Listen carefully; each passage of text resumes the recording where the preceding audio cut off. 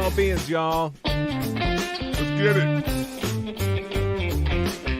Put your hands together. Put your hands together.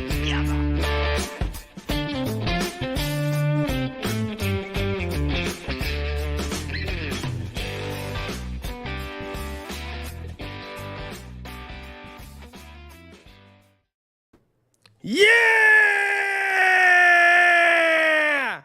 What's going on, people? Welcome back to Calling All Beings on a beautiful rainy Thursday night here in FLA, also known as Florida. I'm your host, DJ, along with the dopest of the dope, Sans, my brother, Money Nathan, who had to take care of some, what Leah likes to call business. So... I don't think I've ever said that word in my entire life. So, good evening, Debs. How are you, my friend? I'm excited to talk about NASA. Me too, man. We're going to uncover some stuff. We're going to get inside, and guess what? We're going to take Darcy all the way to Bigfoot, baby, so don't you worry about it. And you know, I'm actually seeing Bigfoot right there. Matthew Knapp, good evening, sir. Good evening, sir. How are you? Good. The legend is in the building, man. What's up? Yeah. What was up with that intro, man? I've never seen that one before. Oh, that was our original one, and I don't know which.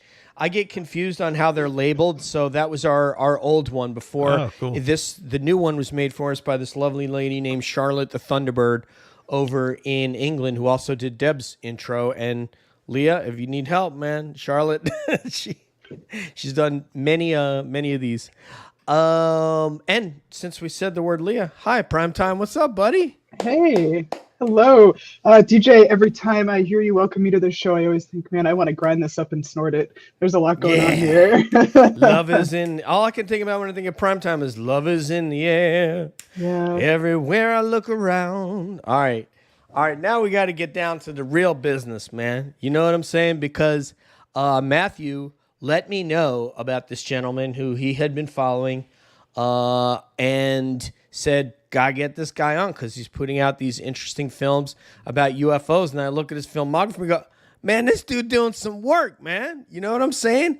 So without further ado, let's get the producer, director of Secret Space UFOs Apollo 1 through 11 on Amazon now, and Secret Space UFOs Fast Walkers, and a whole bunch of other films. So put your hands together for Canada's own Mr. Darcy Weir. Woohoo! There, let me get that beard right up in there in the center square, man. Yeah. Welcome, brother. Yeah, that's what I'm saying, man. You rock that, man. You rock that all over town, man, okay? Thank you, mama. Yeah. Do it like that. Darcy, man, you got a lot of films, brother. I got a few, yeah. Been busy, especially with COVID.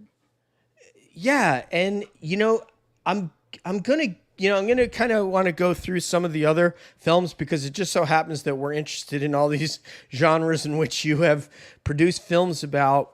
But the first thing that sort of came to my mind when I saw you, these two films that Maria sent to us so that we could watch them, is there's so much work involved in what you did.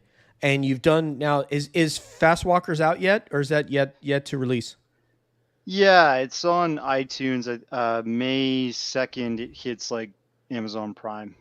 Awesome. Okay, so that's I'd have to bring the title up again because I forget these things. But yeah, Secret Space UFOs Fast Walkers, and it's explained what that is in the film, and Darcy will expand upon that.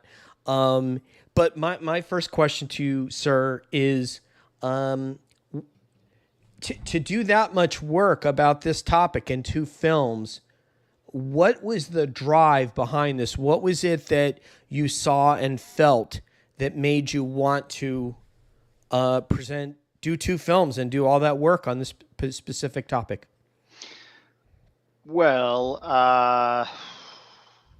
UFOs are supposed to be like trans-medium objects, right? They're supposed to be going through our atmosphere, through our oceans, unimpeded, so to speak. Mhm. And I kind of just wanted to focus on deep space and outer space sort of UFO information, because there's been a lot of it over the years. And there was rumors that UFOs were being spotted as early as the very first NASA space missions with the X-15 craft. I covered that in a documentary called Secret Space UFOs, NASA's First Missions. And we basically cover from like X-15, Mercury, all the way through the Gemini missions, which, those were considered the bridge to the moon missions. They were training astronauts to be able to Be in practice, space. to be in space, orbiting around Earth. Right. And even during those missions, Joe White and what was it? Joseph Walker, sorry, Mhm. and Joe White, which were the original X-15 spacecraft pilots, first NASA designated pilots that escaped the atmosphere, said that they saw UFOs, and it was like printed in Life magazine. And they later commented when they were retired and showed photos. And I went through the CIA documents that were released in January of 2020. Was it 2021 or 2022? Right after Trump signed that executive order that all the intelligence agencies give their UAP UFO information. The CIA was actually the first to do the dump, and I'm pretty sure the only intelligence agency to do it. So I went through that, and I saw all this correspondence between UFO researchers and NASA, and they just played hardball and said we don't have the footage and stuff. And then that's kind of been the answer by NASA since the beginning. Whenever you ask for footage or pictures that supposedly are out there, they say it's been lost, damaged, or destroyed. And when I did Apollo 1 to 11, I really just wanted to cover more of that.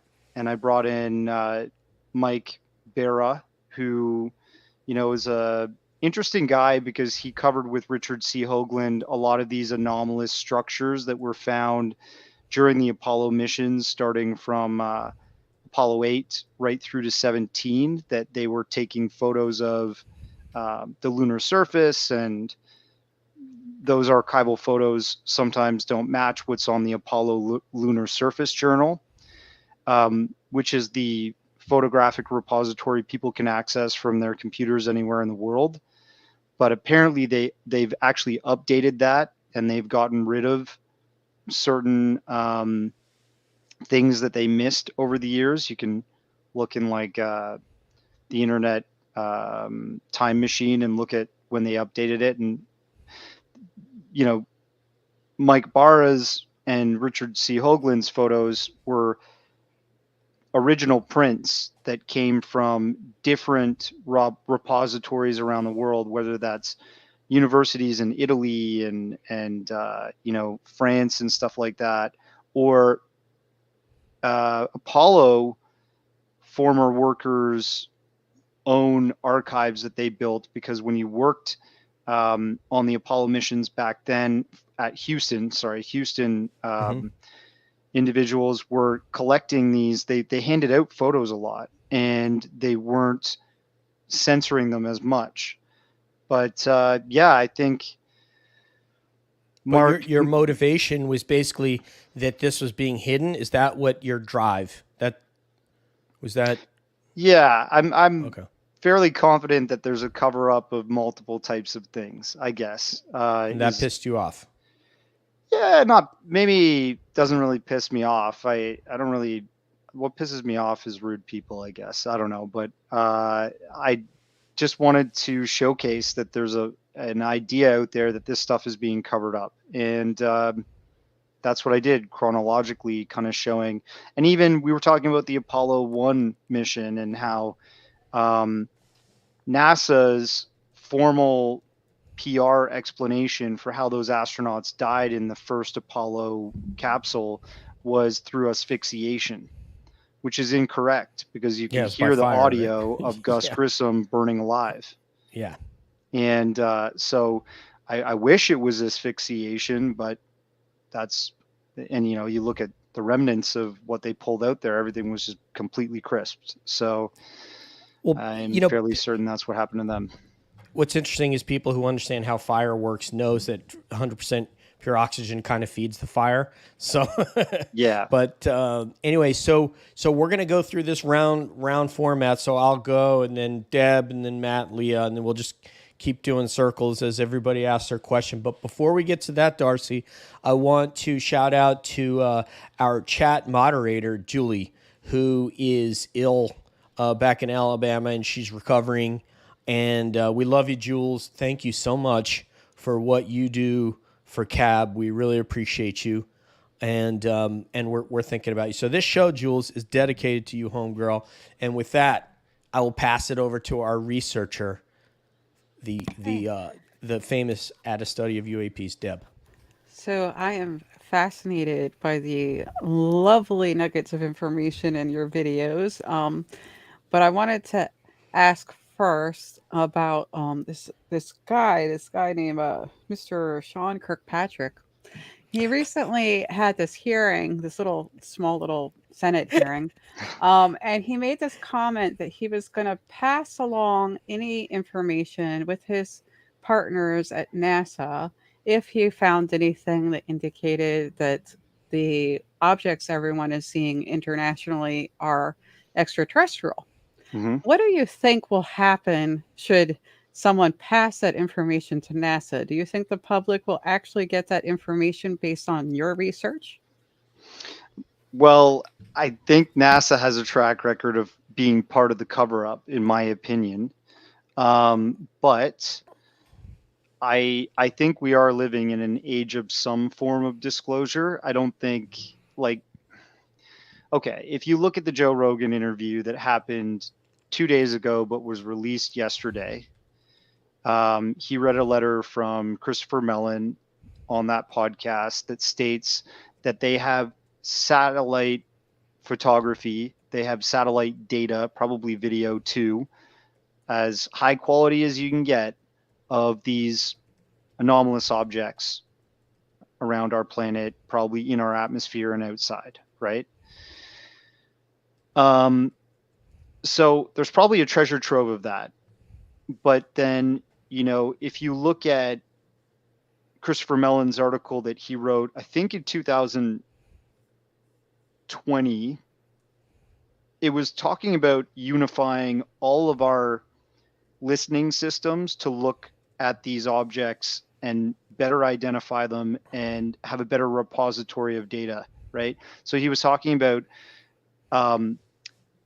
all of the tracking radar, radio telescopes, for example, that are on the Earth, plus listening systems that are in the ocean, plus satellites that are aimed down at Earth.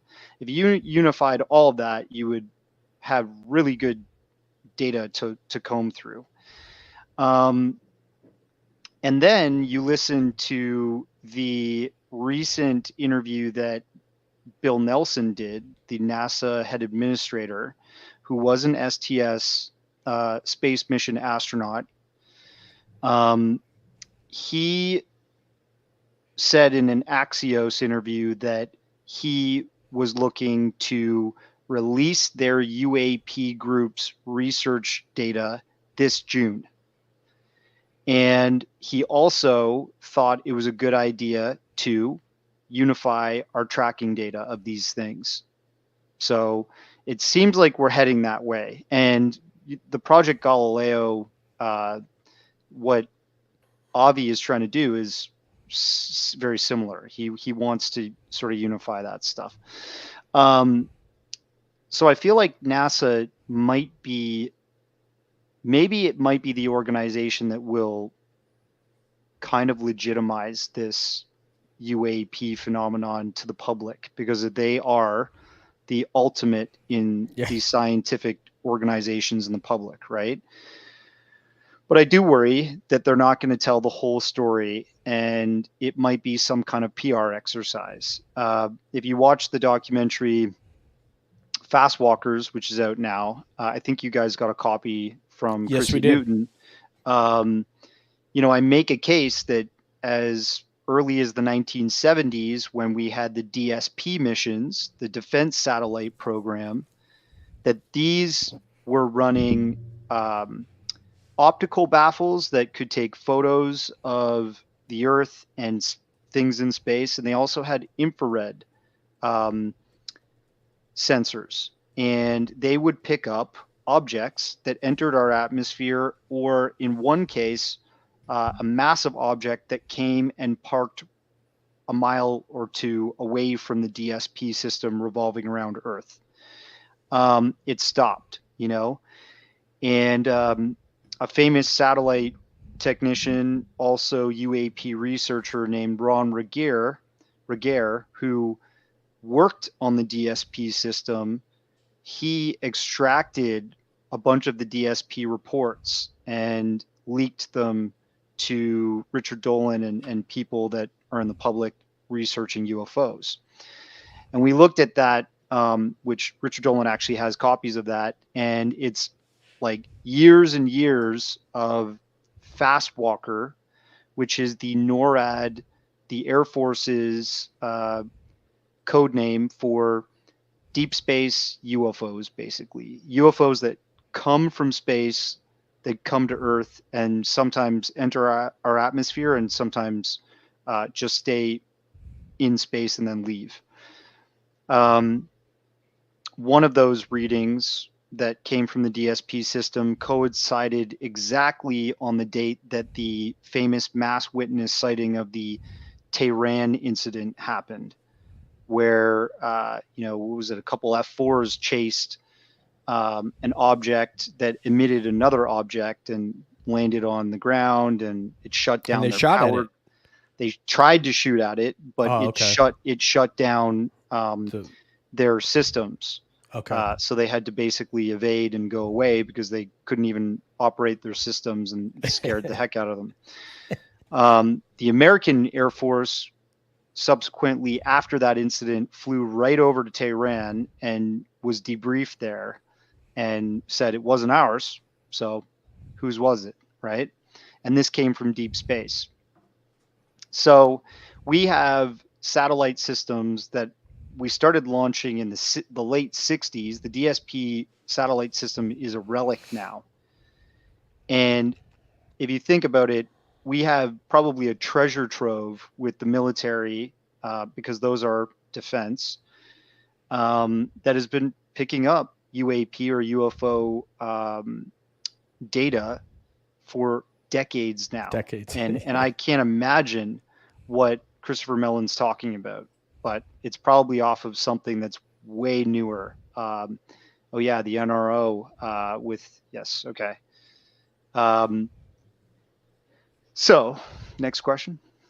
I was going to say, I thought that the fast walkers were like when they're doing a spacewalk and they go to the outdoor like ISS ice machine and they're going to fill up that little bucket like you have like at Motel 6, and then the ice just floats away, and then someone sees and goes, man, there's a fast walker right there, man. Oh, love That's those. all it I is, love right? the little It's just water ice. snakes, right? Yeah. Anyway, go for it, Matt. In your research and the production of your documentaries, what's a piece of evidence or testimony that has impacted you the most that you think is a really big deal? Well, from one of my most recent documentaries, James Fox's testimony about being ghosted by Buzz Aldrin. Yeah. I think that was pretty important. That shows that, astronauts possibly do see these things throughout the decades, and they're instructed not to talk about it. And there's like this secrecy that must be kept with regards to UFOs. Obviously, you have guys like Dr. Edgar Mitchell, who was the Apollo 14 astronaut that was quite vocal about UAP UFOs. But Buzz Aldrin was not. And he, in fact, kind of teased James Fox whenever he called, hey, are you willing to come clean about the UFO incident you had on the way to the moon during Apollo 11? And he apparently also had a Earth-based UFO incident where he chased one. I think it was like in a C-33 or something like that. He didn't want to talk about it. So you would just say, well, why don't you just call your buddy Edgar? You know? Wow. Yeah. So I don't think James is a liar. And he's a friend of mine. He told me that this story I'd heard through the grapevine, and I wanted to get on camera in this Apollo 1 to 11 doc because it, puts a cap on, years after Apollo 11. You have UFOs becoming pretty popular in the 90s and the thousands, right? And Larry King Live was a hotbed for debate on UFOs. And he had Michael Shermer, who's a skeptic, and he had Stanton Friedman, Fife Symington, who was the senator that witnessed the Phoenix Lights incident and took, serious interest in that, even though he kind of debunked it originally. And James Fox on the program. And Buzz Aldrin came on, unfortunately, to debunk. And James said, you could actually hear James trying to ask him about the C-33 chase that he was part of when he was a test pilot before he went to the moon. And it was shut down, and Buzz ridiculed him and then changed the subject and said, oh, you had Chris Angel on the other night. He had all these illusions, and it was amazing what he could do. And look at the illusions that are being made today, or something like that. Like he really was just dunking on ufology. And James says he watched him lie, to millions of people that were watching TV that night, because at the time it had been many years later, but James had been building that first documentary, Beyond the Blue. Am I right about that? Yeah, title? it's one of them. That is one of his. Yeah. Yeah. And he, over the years, had become friends with the in crowd in Hollywood. So he was a production assistant like I was, a PA on sets. And he became close when he was younger to Mickey Rooney. And Mickey said, oh, what are you doing when you're not on set like this? And he said, well, I'm making a UFO film. I said, oh, you should talk to Buzz Aldrin. He's one of my best friends. I said, oh, really? Buzz Aldrin, Apollo 11 astronaut and Gemini astronaut and test pilot? Okay, what? And I said, you should talk to Buzz Aldrin. He knows some stuff, and he's told me. So James, as the years go by, he was working at some charity dinner, and lo and behold, Faye Ann Potter, who's Buzz Aldrin's sister and was one of his best friends in life, was at this charity event, and somehow they started talking, and James connected the dots, said, oh, actually, I'd love to speak to your brother sometime. I'm friends with Mickey Rooney. They were also friends, I guess, Faye and Mickey. And she said, well, yeah, I should hook you up with James, because he told me himself about chasing a UFO when he was a test pilot, as well as his Apollo 11 UFO incident, and it shook him. He was shaken to the core. He actually called me after the jet plane chase incident and was shaking still when he was on the phone with her. So, long story short, he finally does get connected directly with Buzz, and Buzz says, all right, I'll interview you, or I'll let you interview me, but I'm on my book tour right now, and I'm in Monte Carlo, so you'll have to meet me. So James went to a investor in Hollywood and borrowed, I think, like $20,000 or something, flew over to Monte Carlo, and Monte Carlo is not a cheap place. They don't have Right. Holiday Inns there. Uh, No ice and machine with the, they outside don't the have room. the fast Yeah. walkers. Yeah. So he ended up checking into a hotel, and 2-3 days go by, and Buzz still hasn't allowed the interview to take place. And he keeps calling him saying, man, I am just burning through money here. You know, everything's expensive, the hotel, the food, the flights, whatever. So finally Buzz says, yeah, okay, I'll meet you. And James, and he says, but do not have the cameras rolling. No cameras rolling when you come to the hotel. Just come meet me in the foyer the next day or whatever. So the fourth day, he goes to this guy's hotel, which is a much fancier hotel. And he's waiting in this cafe having like a croissant and coffee or something. And time flies, and he's like, where's this guy? And then the concierge says, Monsieur, you've got a phone call. And he picks it up. It's Buzz. And he says, I'm not doing the interview. And so he says, well, why? Why would you not do the interview? Like, I spent all this money. I took all this time. It's really important for you to come clean about this, because this would elevate this whole subject and, you know, bring it out of this ridicule, legitimize it. If somebody like yourself, who's a leader, somebody who has been to the moon, people will take this seriously. And Buzz said, Paul Allen just invested in SETI, Search for Extraterrestrial Intelligence, which is directed by the elite astronomer Seth Shostak, who I had in the Fast Walkers documentary. And he said, Paul Allen's been labeled a UFO quack.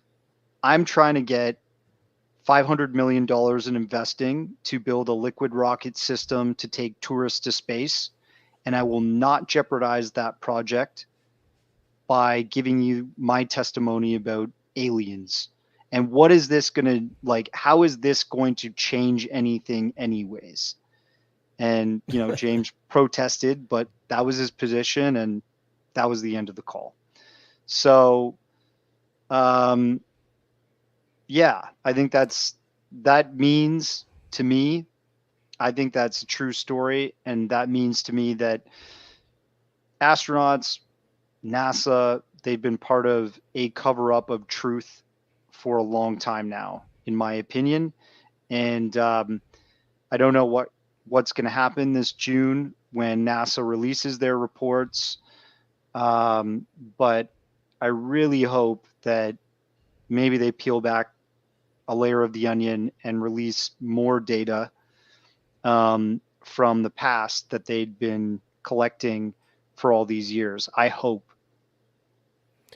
And so, as far as like rude people is concerned, is that like when you're waiting for someone to back out of the space at the grocery store, and then someone, like, as soon as that car clears, they go zipping in there? Sure. Okay, so I figured that is the kind of person that would irritate a Canadian or anybody, you know. All right, so let's go to Leah Primetime. Hey, Darcy, super nice to finally meet you. I know we definitely have some friends in common. Likewise. So you actually mentioned Edgar Mitchell. I know he went on to help found and support the Institute of Noetic Sciences. I'm super curious to hear your thoughts on the overlap between witnessed anomalous phenomena and consciousness, particularly shifts or changes in consciousness associated with these experiences. Yeah, I think the Noetics Institute is really important for the study of consciousness and remote viewing as we know it today.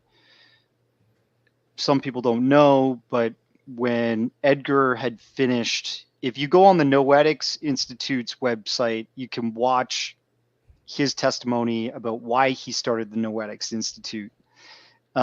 He claims that he had finished his duties, had checked off all his tasks on his list, getting to the moon and doing his EVAs, extravehicular activities, and all that stuff. And then on the way back, he actually kind of had a free ride. Right. And he said when he looked out into space, he had this epiphany and this kind of like download that, you know, we are special and we're all connected and everything's connected, yada yada yada, right? But the deeper story to that is that he actually can.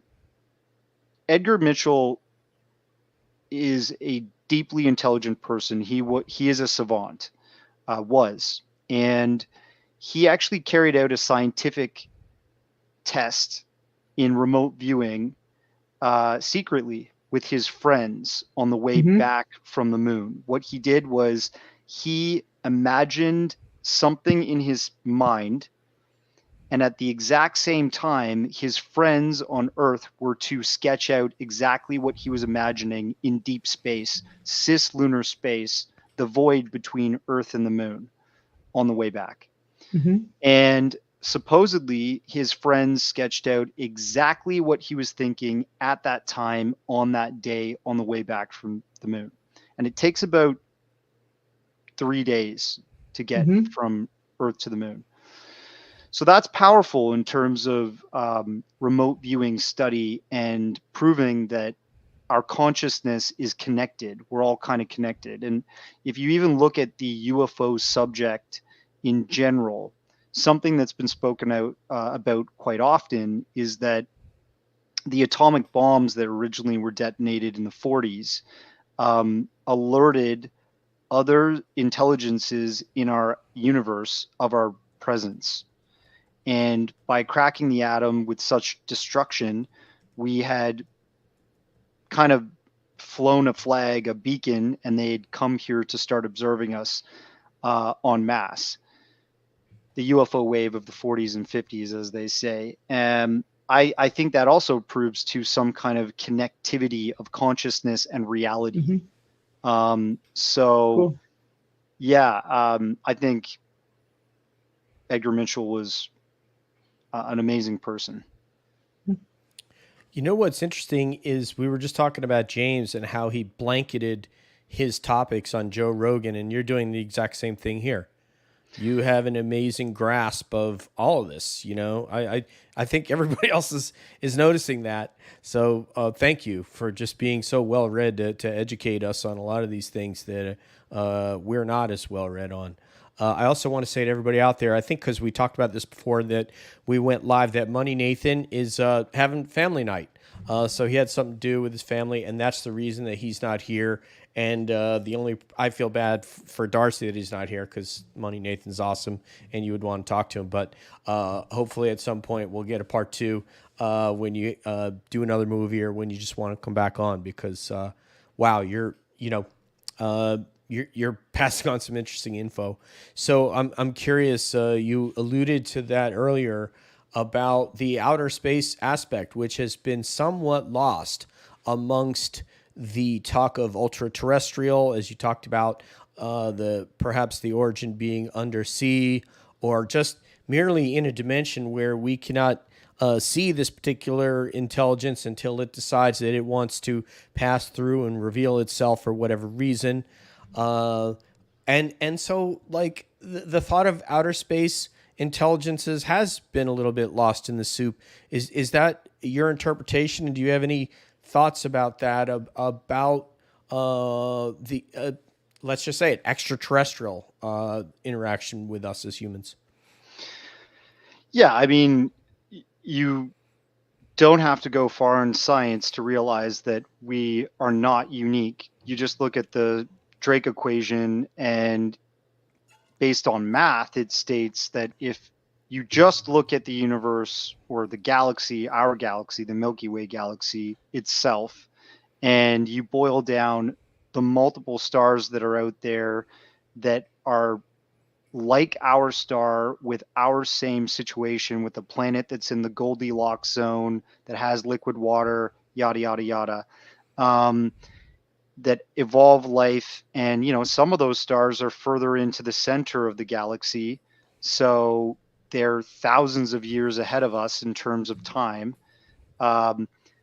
It would it would prove with that mathematical equation that there's got to be at least millions of civilizations in our Milky Way galaxy that are intelligent. Can all of them, travel intergalactic? I don't know. Have all of them survived and, rised out of a singularity event and not blown themselves up with weapons of mass destruction? I don't know. But to me, it's logical that some of them have become spacefaring, let's say Star Trek-y type researchers that follow protocols and are looking at other planets and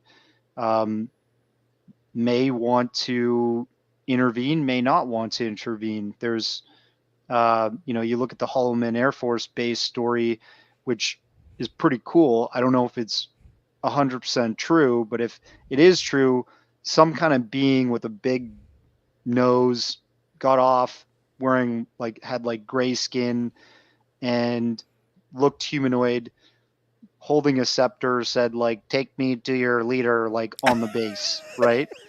And had Egyptian headgear and stuff. And if you believe that, that's pretty freaking cool. That sounds like a different sort of interaction than, say, what people state when they've witnessed gray beings that are almost like an autonomous drone that is carrying out a research exercise, that are kind of devoid of information, emotion, and have psychic abilities and stuff like that.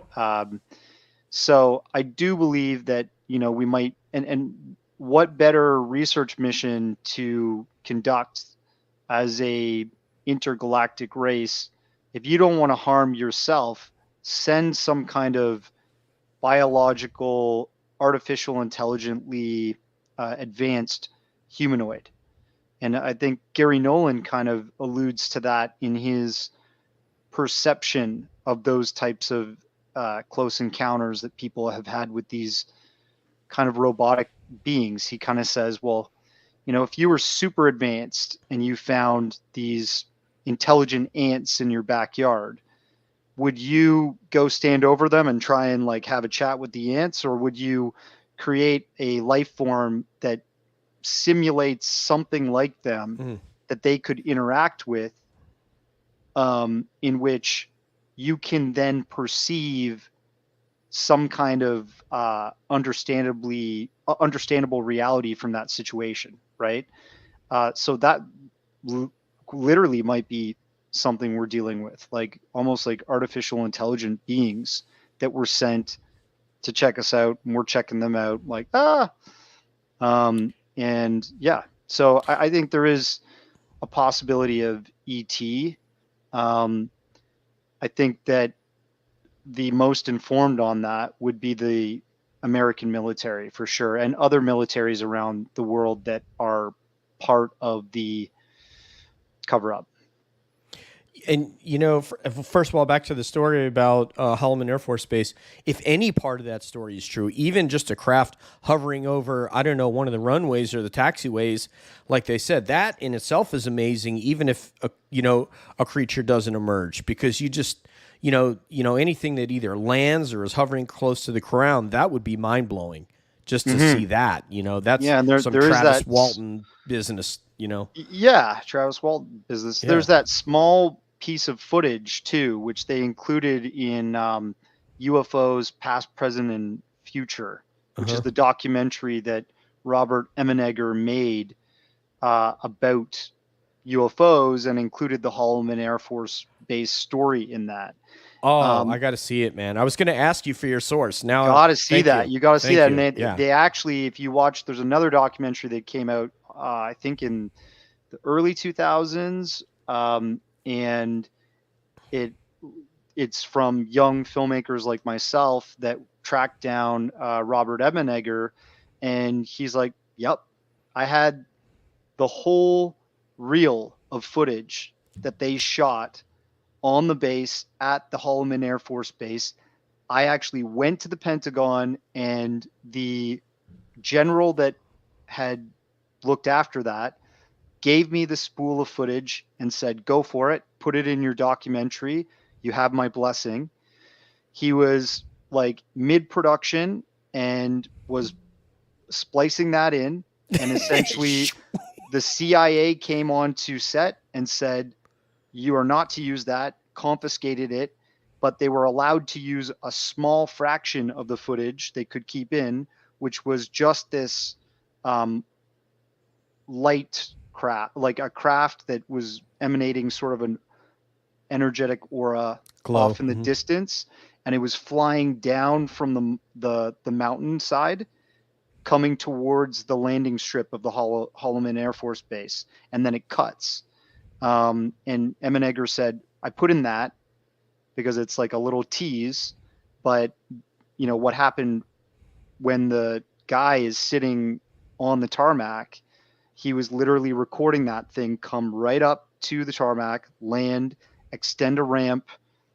This dude gets out with the scepter, the Egyptian headpiece, and the beak-like nose, weird eyes, and says, take me to your leader. And they kind of like go off and have a meeting. And imagine that. Like, imagine that if that's true, and there's been other encounters throughout history that the military has whisked away and hidden that footage, hidden that data, hidden those encounters for the public not to see, because they don't want to shake, they don't want to rock the boat. Yeah. That is amazing. I kind of remember that now. I remember someone talking like it kind of was doing a little like kind of like a leaf, like swaying back and forth. I heard that narrative, but now I got to watch the film because I want to get the best source on that. That has got to be one of the most amazing, encounters of all time, as far as just seeing a craft. And I mean, that's like the movies have been made about that. And then Tutankhamun with a Jimmy Durante nose. So, I don't know why they haven't made like an Independence Day reenactment of that film. It could be so awesome. But anyways, I know a filmmaker in Canada that might do it named Darcy Weir. So, all right. Yeah, me and my $5 in my pocket. You do amazing work with that $5, man. Debs, go ahead, Thanks. my friend. Yeah, so I wanted to bring up something that happened about 2 days ago. As we know, other countries are starting to develop space programs and trying to catch up. And one of those countries attempted to send a lander to the moon and unfortunately failed. Sorry, Japan. I feel really Yeah, I bad saw for them. that. Yeah. And it brings up the question of what the heck is going on with the moon? Like, why did we spend all that money to go there, and then we pretty much didn't touch it again? And only now, decades later, are we even considering it again? And I know there's a lot of speculation about astronauts having seen stuff on the moon. So I just wanted to get some of your thoughts about what the heck is going on with that moon. Yeah, Awesome, I Deb. mean, the moon is a really strange object that floats outside of our planet, and Mike Barra actually has the theory that possibly there's these glass structures that are on the moon, sort of like Richard C. Hoagland wrote this book called Dark Mission with Mike Barra, and I tried reading it a long time ago, and I literally don't have a math brain, and it started going off into all these technical interpretations of things, and I was like, I think I've got a learning disability or something, because I just started falling asleep as soon as that stuff came up. But they talk about glass domes and stuff. There are photos that were taken from the what are the Russian missions that happened in the 60s where they sent probes? Not the Soyuz, but the anyways, there's Russian missions that they sent to the moon, and you could see glass sort of domes over craters and stuff. For whatever reason, a lot of the NASA photography doesn't show that, but they show some of those photos in this book, and Mike Barra and Richard C. Hoagland have archives of this. And their whole theory is that if there's glass that is made in a vacuum, in a zero oxygen atmosphere, so the glass that's behind me in this window is brittle because there's oxygen in the pane. But if you have it in space, apparently, theoretically, if you could synthesize it out there, it would be harder than steel. Like steel. Because it wouldn't have the oxygen or The bubbles. bubbles inside of it. Mhm. So he theorizes that the moon at one point had multiple glass structures on it, sort of surrounding bases and other monolithic structures, which you can see in some of the photos from Apollo 1 to 11, the documentary that we were talking about. And, you know, when you talk about the Japanese, what was it called? Like lander that just crashed and they lost it. It brings to mind Mike Barra's, my bad. I always do that. I'm like, Barra. but Mike Barra's explanation of what happened to the Surveyor 2 spacecraft. So we had the lunar orbiter missions that were sent over before we landed on the moon with Apollo 11, and those lunar orbiter missions were satellites that just took tons and tons and tons of photos in a mosaic. And then when they got back those photos back to Earth, they would put all the photos together and create a accurate lunar map of the moon. And they were trying to find probably objects, areas of interest, and suitable landing spots for the Apollo, the later manned missions where they were going to land. And the Surveyor craft did very similar things. But Surveyor 2, that crashed into something.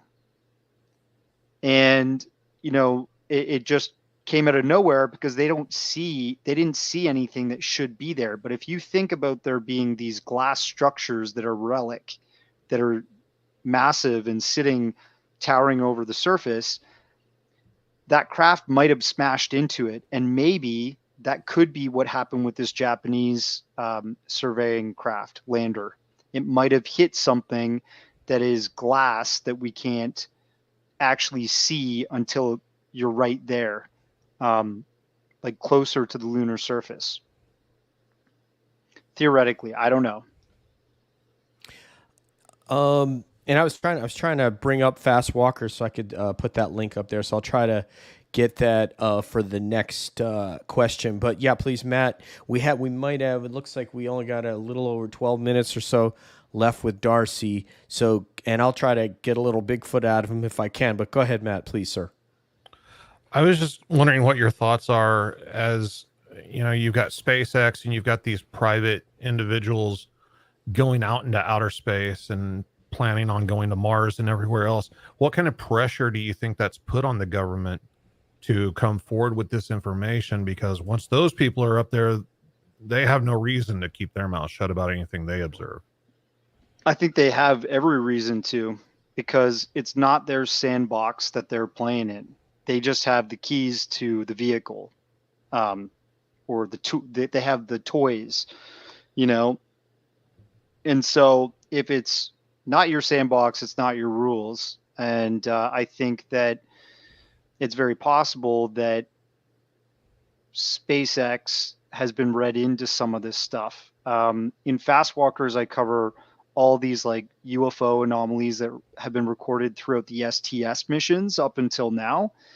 And the STS missions were designed to do experiments in space with a reusable craft, but also build the ISS, the International Space Station. They would carry up parts and build it with that spacecraft. So if you look at all the anomalies that they were present during that, I was talking on another podcast before, but Jeffrey Challenger is a interesting UFO researcher that was watching all the STS missions during the 2000s before he passed. He was a handicapped man. He watched the NASA downlink footage and would record that footage onto VHS tapes. And he realized when he was watching the Russian space program guys, the engineers there, they were communicating with NASA, trying to line up the Soyuz capsule with the ISS dock, right? And they realized and said on air, oh yeah, you guys have that 20-second video delay, right?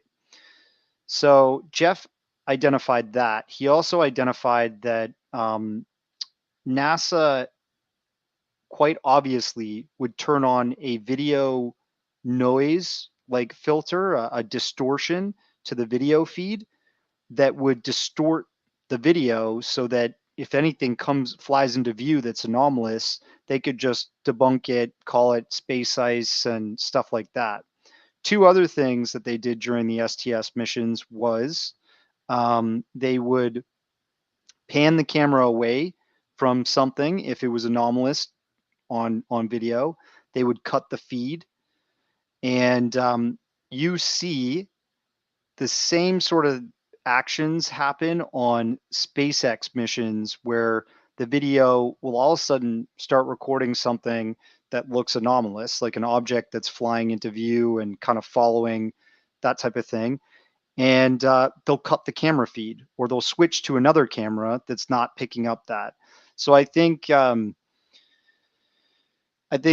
know, I've said this before, but if we are like in the public becoming a more spacefaring nation, going out to Mars, building a base on the moon, competing with other nations to do the same thing and settle on other places in our solar system, it's logical to me that they do actually disclose some kind of UFO activity, and they run that disclosure through NASA, because it will warn the public that we're not alone and that we might be seeing that stuff when we're going out into space in a bigger and better way in the public.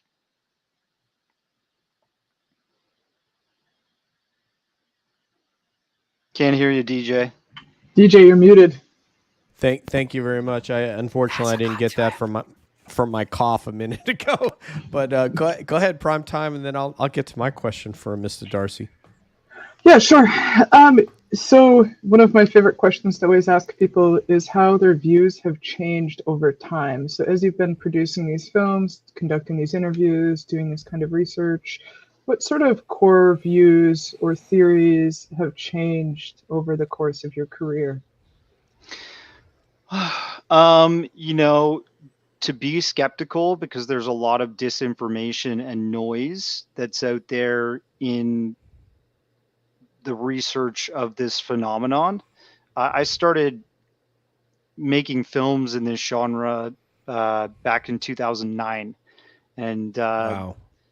This, it's 2023. I'm really bad at math, but I'm 38 now, and I've learned a lot in the process.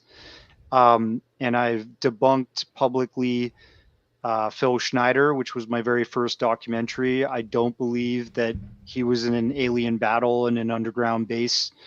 But I, started from there and learned a lot. Mhm. And I think what was interesting about that story to me is that there might actually be clandestine bases that are used to house exotic technologies, carry out experiments that are kept out of sight and out of sound from the public. That's a more interesting story to me, but Phil was like that sensationalism of, being this almost like Rambo, James Bond type character that got into a firefight with an alien, right? So you have to be skeptical. There's a lot of disinformation. There's a lot of cult leaders out there in this space. I'm not very good at following people, so I never really got, hooked by any of them. And I do sort of flex my skeptibility when it comes to stuff coming from the government and stuff coming from the UFO community, because, you know, I think the greatest test for truth is time. As time passes, we will collect more data, right? And we will be able to fully debunk something or fully prove something.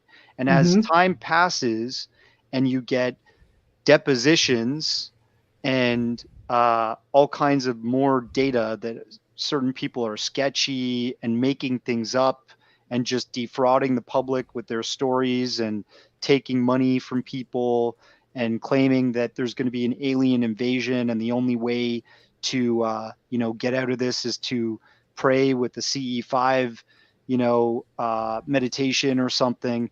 I'm like wary of those stories because I don't believe it's going to work. And I think, you know, kind of as above, so below. If we live in on a predatory planet, there's probably predators out there, so to speak. So be careful with the message of fear and love. It always tends to be that recipe that cons the public into what somebody else wants. So fear is the motivator to let your protective layer down, whether that's your mind or whatever. But then love is the way to con you into coming with them and thinking that they're your friend and that they've got your back. And you know, I've just seen that play out, and it's always playing out throughout history, that same recipe, fear and love. Be careful with it. I love what you said too. One of my favorite sayings is that truth is the daughter of time. Oh, that's cool. Yeah. I'll use Yeah. You can have that one for free, Thank man. Great answer. Thanks, Darcy. So what's brilliant about having Primetime on? You get stuff. Truth is the daughter of time. I love it. So my friend, kind of like where I think Deb was going, and what I would sort of reframe that question is, do you believe that there is some sort of life that's existent on Mars now that we're not aware of, meaning the general public?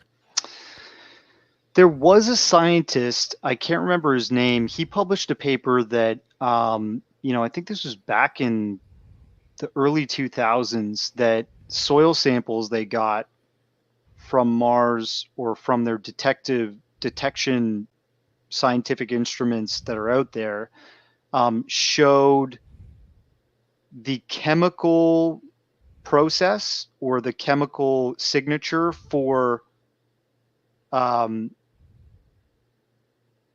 life, like for organisms that were microbes at least.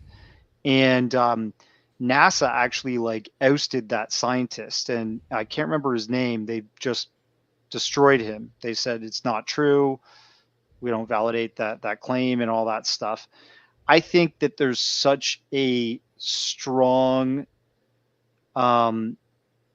pushback on there being any other life out there from NASA is proof that there's got to be something there. There might be. Well, I meant the moon. I might have said the Mars, but I meant the moon, that if there's something existed on the moon. So I apologize. I misspoke. Oh, for the moon then. 2 for 1, eh? So the moon, I think what I kind of like Avi's idea when he first said, you know, that an object, Oumuamua, was a relic, a object from a relic civilization, possibly, right? That had come through our Oort cloud and into our solar system, and you know, through the asteroid belt and then around the sun and sped up and headed out of the solar system, right? You know, I interviewed him recently, and he said that he just thinks it's a piece, not like a fully functioning technology. He just thinks it's something that may have floated off of a Dyson sphere somewhere out there, which is not very exciting to me. But what I think when I look at like DAC motion picture footage of UFOs that are flying around in space from the Apollo missions, or something that's on the lunar surface emitting sound. You know, there's the music that was heard by the astronauts during the Apollo Yes. 8 mission, and then later on during the Apollo 10 mission. We have a lot of the DSEA tapes, which is like the flight recorder black box that they had on those Apollo capsules. You can hear the astronauts, you know, exclaiming, there's this really spooky music we can hear over here, and they're kind of like trying to sing with it. They're like, woo, stuff like that. And there was a bit of audio that was recovered from that came out, and I put that in the documentary. To me, it would make sense that there is relic technology out there that is autonomously running, like UFOs or robotic instruments on the surface of the moon. There's a guy who wrote a book, who is on the moon, and it like shows photos of like tracks going through craters and out of craters along the lunar surface and stuff. And these are real, legitimate photos. They haven't been doctored. It Right. makes you think that there's something up there still operating, but maybe, you know, whoever set that into motion is no longer living, and it's just running. And maybe that's why, you know, people speculate. Maybe that's Mike Barra, for example, exclaims that the Apollo 11 mission was the mission to land on the moon and prove we could do it in a kind of uninteresting area. But Apollo 12 to 17 were salvage missions, where we were going up there to look at something and possibly take something back to Earth with us. And that's what they talk a lot about in Dark Mission. They theorized that they were trying to find this like ancient relic alien technology that was possibly left there, and kind of backwards engineer it if they got it back to the planet. I don't know if it's true, but you know, if we become a spacefaring race and make it to another star, and something cataclysmic happens and wipes us out, but our technology is still left, could be possible.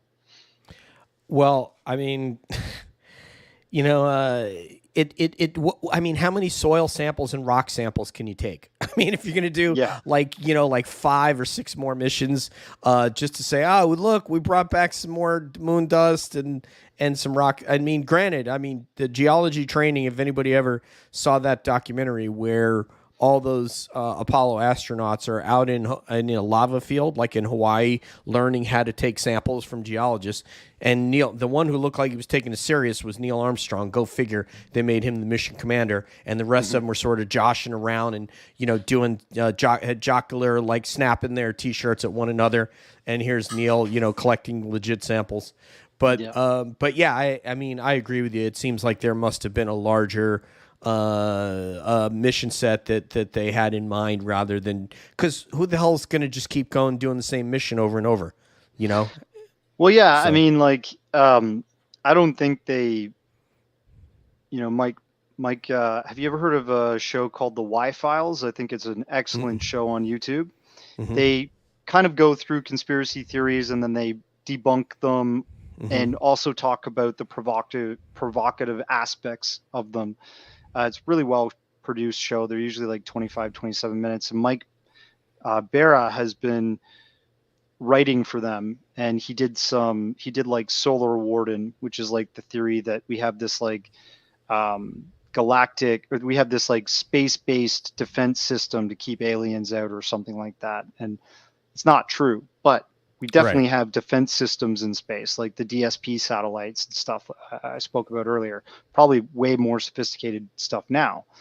But, you know, the Y-Files did a really cool episode on debunking the Apollo 20 footage that Rutledge released on YouTube, where you see this like Mona Lisa alien. They call it the Mona Lisa.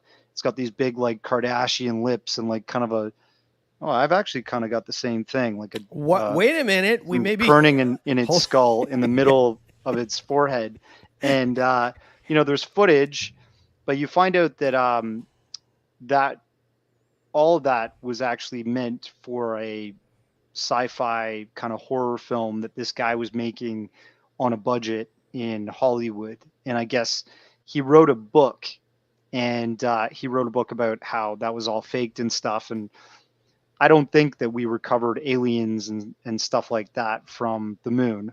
I don't believe in Apollo 20, Right. but and I don't think Mike Barra does either. But there are really weird photos of what looks like almost android heads in craters on the lunar surface during the later Apollo missions. There seems to be colors emanating in the soil in some of the Apollo mission photography, which if you look at a prism or like the Pink Floyd, the front cover that has that prism and the light shines pyramid. into it and then refracts it into the different colors of the light The rainbow. spectrum. Mm-hmm. That's what he theorizes is happening, that maybe there's these glass structures that are somewhere off in the distance and light is shining through and changing the color of the moon dust on the lunar surface. So it looks like there's color, but really it's just that prismatic effect. And I don't know, there could be some kind of technology up there that maybe all of these different nations are racing to get up there for right now. Build a base, maybe find some stuff while they're up there. I knew that Pink Floyd was onto something when I saw that album cover when I was a kid. I just knew it. Oh, But, yeah. They channeled let me, if you would, I have two questions from Tim from Bigfoot Influencers here. And then I'd like to, if you could just give us a couple of minutes. And if you don't have a couple of minutes, we won't. But I just wanted to ask you about your Bigfoot films. But here's one right here. Have there been any recent videos coming from, and just make these quick hitters, coming from non-government satellites that you're aware of? No, I'm not aware of any. But, Okay. I think we talked about it before. Definitely Christopher Mellon says there are satellite photos and videos that are being concealed. I have Darcy, no doubt. you are a fascinating guest. Thank you for sharing your insights. Oh, thank you. Yes, sir. That's Tim from wrote a book called Bigfoot Influencers, and they have a podcast as well on I can't remember the name of their the Unknown Radio Network, something like that. But great Cool. guy. I was actually on with him today. Anyway, so I want to just open up. Matt, did you have anything, or Deb or Leah, as far as Bigfoot? Because apparently, Darcy, you have done Bigfoot films. Yeah. Am I correct? Yeah, I did too. The Unwanted Sasquatch and Sasquatch Among Wild Men, and my whole thesis with that, just to sum it up quickly, because I have to leave Sure. soon. Okay, we'll get you out of here after this then. Just that there might have been, and maybe in scarce number, an upright ape that is indigenous to North America that lives in deep wilderness. Not a portal jumping hairy alien. I don't subscribe to that. But I interviewed Dr. Jeffrey Meldrum, who's Idaho State University professor and has the largest collection of Footprints. foot casts from many different sightings throughout North America and the world. When I found out, I'm like, oh, the world, what? And I read his pamphlet on relic hominids from the historical record from around the world. There's apparently, in China, the Yeren, which is something that's been reported being cited for hundreds of years, if not thousands, during the Qing dynasty days. The Yeren is their Sasquatch that lives in the Shenanjia National Rainforest. Then you've got the Yeti in the Himalayas. Then you've got the Russian Almasty, which they have. They have the Caucasus, which is a big mountain range with tons of forests. You have the Yowie from Australia. I don't know. There's all kinds of these wild man stories, and it's kind of like a relic hominid that's a big sort of ape creature that's smart and could possibly, we sometimes cross its path, it crosses our path, and we have these prints, sometimes hair samples, and there were these interesting guys in Washington State that they call the Olympic Project. Their research organization, and they found what they have coined as Sasquatch nests, like kind of like woven Beds.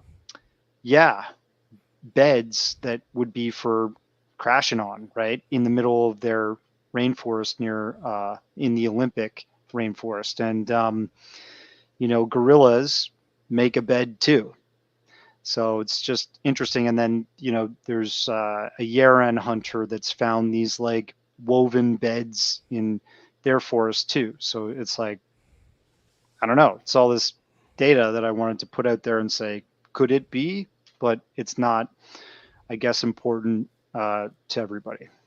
It's certainly important to us. We do cover Bigfoot on the show. Matt has had an in-person Bigfoot experience. Very cool. A couple. And I was going to say, regarding the Yowie, I will tell you, I listened to a podcast with a guy who I would almost call like a professional hiker, because he's done almost all of the Appalachian Trail by himself with his sons.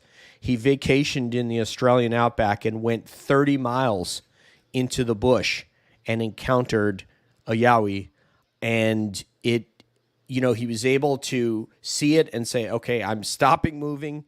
I'm going to back up. And he almost made it all the way back to his vehicle in one day. He ended up having to crash one night, but he said it was very terrifying. I think he peed on himself. Wow. So, that's yes. cool. So, yeah, and he was, because you got to think, if you're in a foreign country, you're going to go 30 miles out into the wilderness. You have to be extremely confident. Yeah. With no partner. You have to be very confident in your hiking and your orienteering abilities and your survival abilities, and he did that. So cool. With that, we got to get you out of here. So let's go with Cabby goodbyes, starting with Leah, please. Darcy, thanks again for the time. Super excited to have this conversation. Very impressed, I think, with the encyclopedic knowledge that you have of history and on basically every subject we've asked you about. Oh, thank you. Appreciate that. Nice to meet you. And Matt. Yeah, Darcy. Nice talking to you. Enjoyed the conversation thoroughly. Looking forward to more conversations in the future and more of your projects. Thanks, Ben. Thanks for finding me. Yeah, we appreciate it. Debs. I am excited to see what you get into next, especially considering all the international work that's happening and recent comments from Space Force. I hope that you're going to tackle those with the same amount of research that you did with these previous projects. It's great stuff. Thank you so much for talking to us. Yeah, thanks, Deb. Nice to meet you. And finally, incredible vigor, like they said, is kind of like what I started with, is what I'll finish with. I really love the choices. As you graduated film school, I assume you made incredible choices in topics to cover that so many of us are passionate about and want to know about. And man, everybody in the chat was saying the same thing. It was like, man, Darcy's on his game. You're so well researched. And so we really appreciate that. And hopefully you'll come back on with us again when you have another project and we can get Money Nathan in there. All right, brother? Cool. Thanks for having me on, DJ. Great to meet you, man. It is an honor. So on behalf of Debs and Matt and Miss Leah Primetime and Darcy, this is DJ saying peace out, one love. We'll see you down the road. And as always, we're wondering what's up around the bend.